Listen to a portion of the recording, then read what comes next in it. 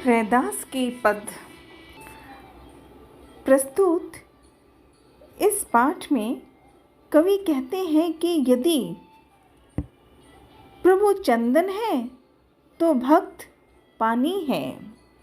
जिस प्रकार चंदन की सुगंध पानी के बूंद बूंद में समा जाती है, उसी प्रकार प्रभु की भक्ति भक्त के अंग अंग में समा जाती है।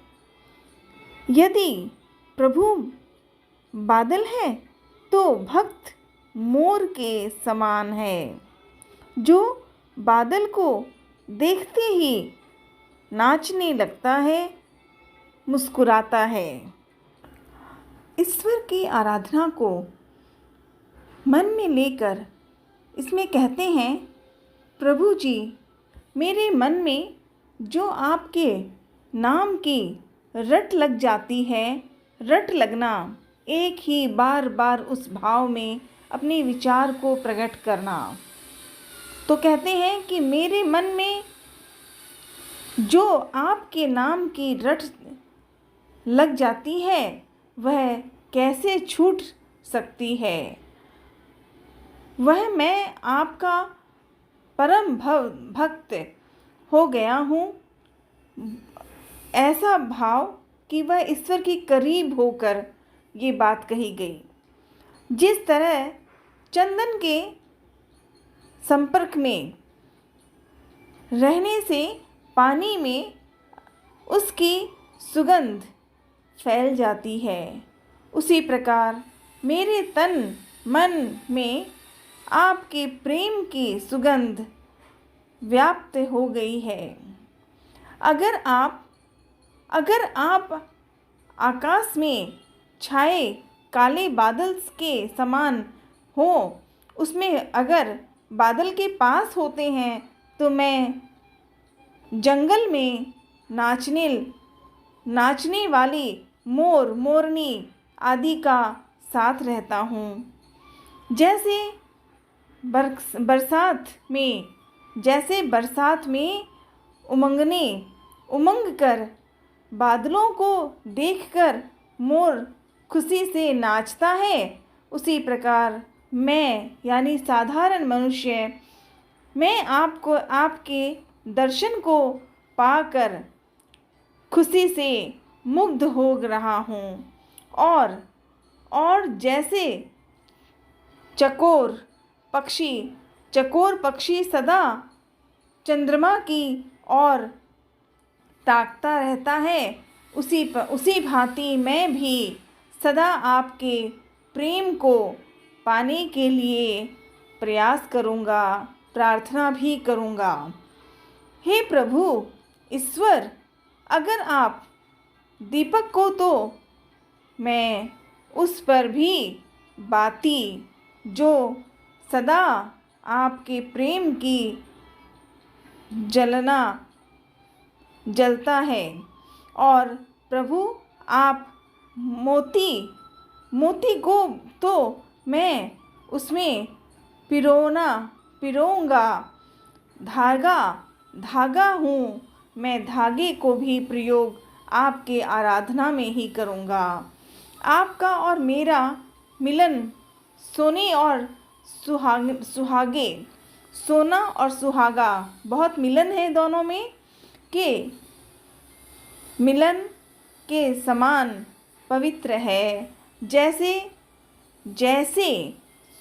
सुहागे में संपर्क से सोना शुद्ध हो जाता है, उसी प्रकार से मैं आपको संपर्क में शुद्ध हो जाता हूँ।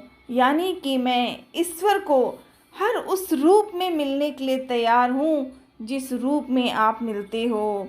हे प्रभु, आप स्वामी हो तो मैं आपका दास हूँ।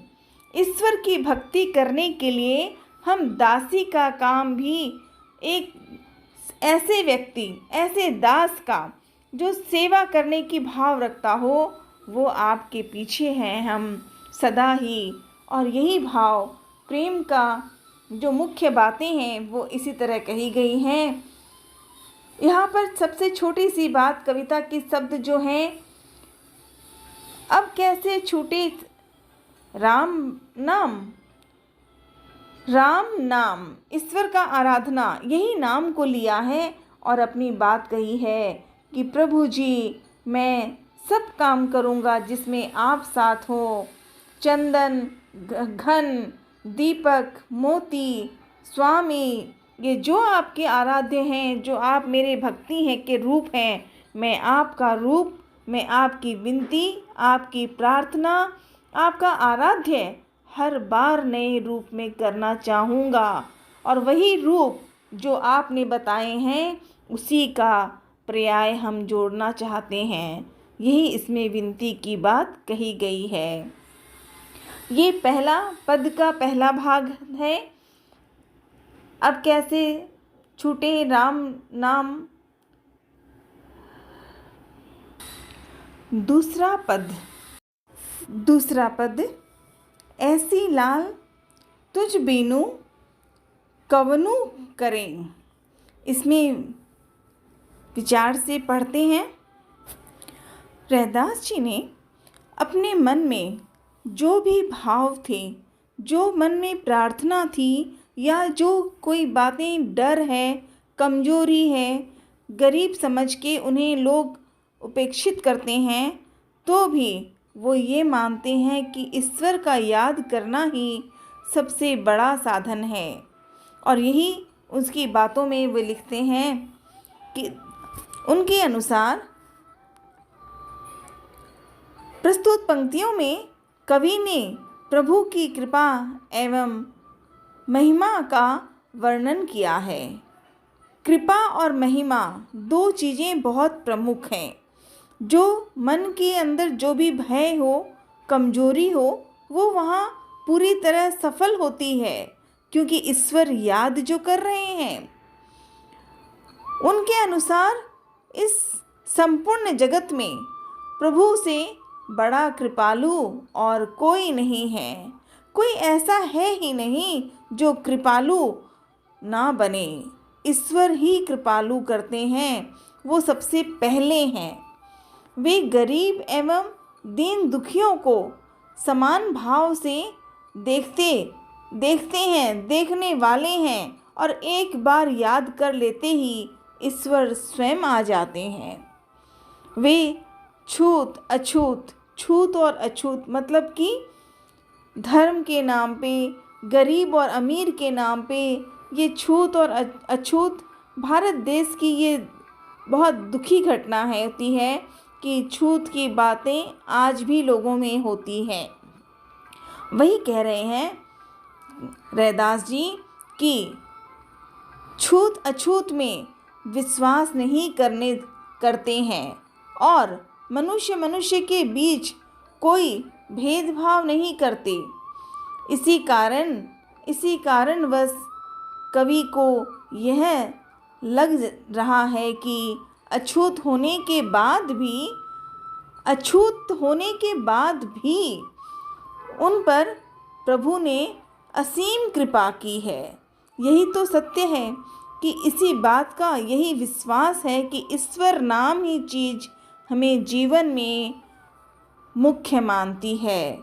छूत और अछूत की बातें उनका कोई महत्व नहीं होता, वो प्यार को मानते हैं। प्रभु की इस कृपा की वजह से ही तो कवि रैदास जी को भी ये लगता है और वो मानते हैं कि अपने माथे पर राजाओं जैसा छत्र महसूस हो रहा है, अर्थात वो हमें इतने प्यार से स्वीकार करते हैं। रैदास जी के भाव में ये बात कही गई है कि प्रभु यानी ईश्वर जिस नाम से भी हो, ईश्वर हैं। प्रभु के इसी गुण की वजह से ही नामदेव, कबीर, जुलाही, अलग जाति वाले भी सब के सब, चाहे वो लोग छोटे समझते हैं, लोग उसे गरीब समझते हैं, लेकिन वे मानते हैं कि ईश्वर साथ है, बस याद करने की ज़रूरत है। ईश्वर को एक बार याद करते ही सारी इच्छाएं पूर्ण होती है। प्रभु की कृपा से उन्होंने इस संसार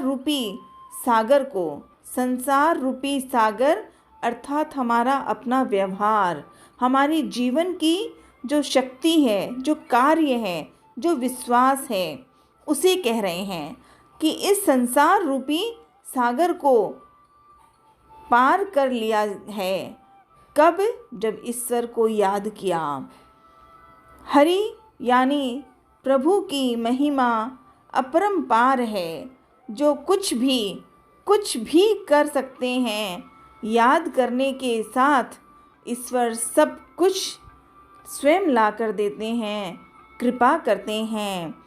छोटे और बड़े की बात नहीं होती, गरीबी और अमीरी की बात नहीं होती, सिर्फ सच्चे प्रेम, सच्ची भक्ति का नाम जो है वही ईश्वर की भक्ति है, वही ईश्वर को मानते हैं। रैदास जी ने इसी बातों को, इन शब्दों को यहाँ पर कहा है। और इसमें सबसे बड़ी बात ये है कि अनेकों नामों के साथ उत्तर एक आता है, ईश्वर।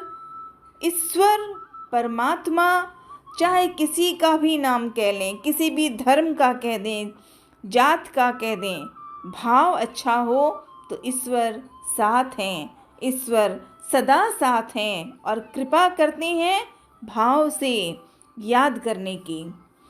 तो रैदास जी ने बड़े प्यारे भाव में ये शब्दों को कहा।